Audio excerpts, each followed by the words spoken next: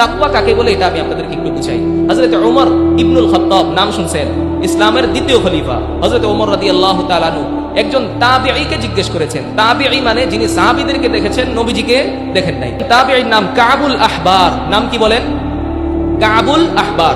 ওই তাবিঈকে হযরত ওমর রাদিয়াল্লাহু তাআলা আনহু জিজ্ঞেস করছেন, হাদিসনি আনিত তাকওয়া, তাকওয়া সম্পর্কে আমাকে একটু বলো তো।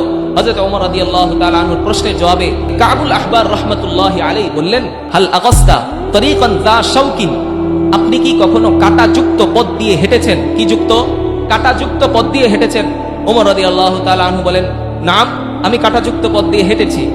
কাবুল আহবার রাহমাতুল্লাহি আলাইহি পাল্টা প্রশ্ন করলেন, ফামা আমিলতা ফিহি, আপনি কাঁটাযুক্ত পথ দিয়ে হাঁটার সময় কিভাবে হেঁটেছেন একটু আমাকে বলেন। হযরত ওমর রাদিয়াল্লাহু তাআলা আনহু বলেন যে হাদারতু ওয়া শাম্মারতু, আমি আমার কাপড় গুটিয়ে নিয়েছি, আমি যথেষ্ট সতর্কতা অবলম্বন করেছি। কি করেছি বলেন? আমি আমার কাপড় গুটিয়ে নিয়েছি, যথেষ্ট সতর্কতা অবলম্বন করেছি যেন কাঁটা আমার শরীরে না লেগে যায়। হযরত ওমর রাদিয়াল্লাহু তাআলা আনহুকে উদ্দেশ্য করে কাবুল আহবার রাহমাতুল্লাহি আলাইহি বলেন, ফাযালিকাত তাকওয়া, এটাকেই বলে তাকওয়া। এটাকেই কি বলে? তাকওয়া। কিভাবে এটা তাকওয়া হইল? আমাদের প্রত্যেকটা গুনাহকে আমাদের এক একটা কাঁটা মনে করতে হবে। প্রত্যেকটা গুনাহকে এক একটা কাঁটা মনে করতে হবে। হযরত ওমর রাদিয়াল্লাহু তাআলা আনহু কাঁটাযুক্ত পথ দিয়ে হাঁটার সময় যেমন নিজের কাপড় গুটিয়ে নিয়েছিলেন, যথেষ্ট সতর্কতা অবলম্বন করেছেন, এমনই ভাবে আমাদের সামনের প্রত্যেকটা গুনাহকে কাঁটা মনে করতে হবে এবং যথেষ্ট সতর্কতা অবলম্বন করে ওই গুনাহ থেকে কি করতে হবে? বেঁচে থাকতে হবে। ভাই কথা বুঝতে পারছেন? হ্যাঁ, এটা কি বলে তাকওয়া।